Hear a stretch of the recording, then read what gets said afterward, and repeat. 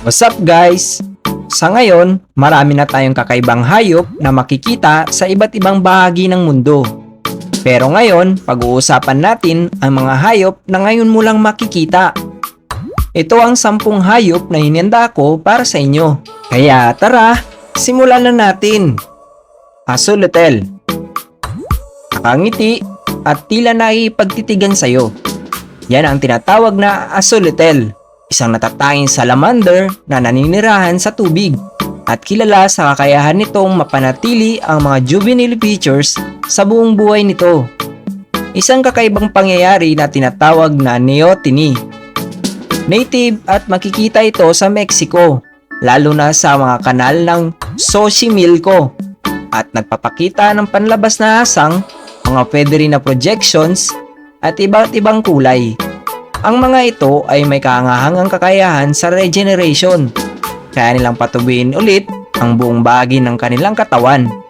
Ang axolotl ay ikilala sa larangan ng scientifico dahil sa kanilang kakayahan sa regeneration at tinuturing din itong mga alaga na nilalagay sa mga aquarium. Raccoon dog o mas kilala sa pangalang tanuki sa Hapon. Tama ka kaibigan, mukha siyang panda. Pero ito ay isang uri ng aso. Ito ay makikita sa Japan, Korea at China. Ang raccoon dog ay isang uri ng maliit na kanid na may katamtamang laki ng katawan, may malambot na balahibo at may itim na marka sa muka. Kahit na ang pangalang raccoon dog ay nagpapahiwatig ng pagkakaroon nito ng pagkakahawig sa raccoon, pero hindi sila magkakamag-anak. Ang raccoon dog ay karaniwang makikita sa mga kagubatan at malapit sa mga tao. Ito ay omnivore, kumakain ng iba't ibang pagkain kabilang ang prutas, halaman, insekto at isda. Mangalit sa pig. Isang kakaiba at bihirang lahi na kilala sa kakaiba nitong itsura at mataas na kalidad ng karne. Oo, tama ka nang iniisip kaibigan, napakasarap ng karne nito. Kilala ang mga baboy ng manggalitsa sa kanilang masarap na karne at malasang taba. Kaya't ito ay lubos na inahangaan ng mga chef na mahilig sa mga karne. At siguradong matutuwa ang mga manginginom pag ito ang pulutan. Ito ay makikita sa Hungary. Ang mga baboy na ito ay kilala sa kanilang mahabang, kulot na balahibo na kung titignan parang isang tupa. Ang 65 to 70% ng katawan nito ay taba at 30 to 35% lamang ang laman nito, kumpara sa higit 50% na laman ng normal na baboy. May iba't ibang kulay ang mga manggalitsa, kabilang ang blondie at pula. Emperor Tamarin. Cute, Mr. Suave, pero pilyo. Yan kung ilarawan ang Emperor Tamarin. Parehas tayo kaibigan. Ngayon ko lang din nakita ang Mr. Suabing unggoy na to. Maraming klase ng unggoy sa mundo, pero kakaiba ang isang to. Kilala sa kanyang kakaibang itsura, lalo na ang kakaibang stilyo ng puting bigote nito. Ang pangalan nito ay nagmula sa pagkakatulad nito sa Emperor Wilhelm II ng Alemanya.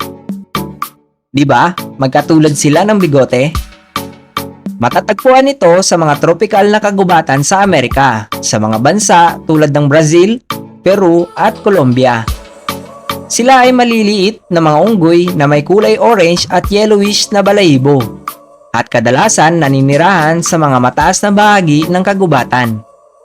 Sila ay kilala sa kanilang masigla at mapaglarong asal, markhor goat. Isang uri ng kambing na matatagpuan sa mga bundok sa gitnang Asya, lalo na sa mga bansa tulad ng Pakistan, Afghanistan, Uzbekistan at kung meron man ito sa Pilipinas, ginawa na itong papaitan. Kilala ang markhor sa kanyang malalaking sungay na may stilyong spiral.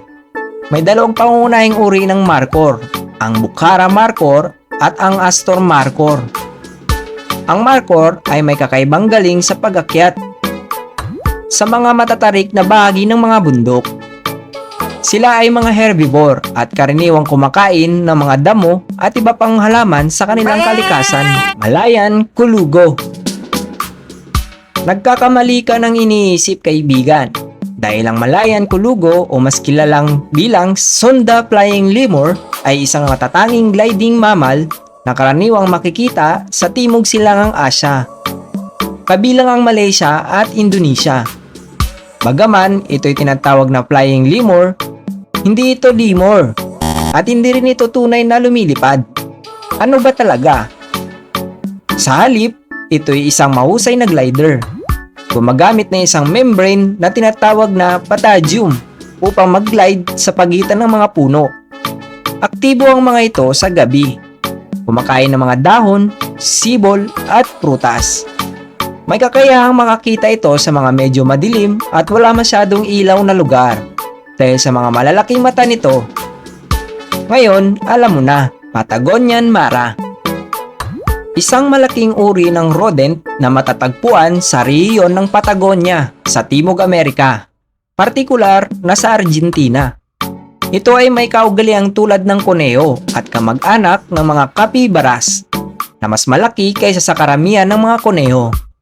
Kilala sa kanilang mahabang paa, malambot na balahibo at malaking mga tainga.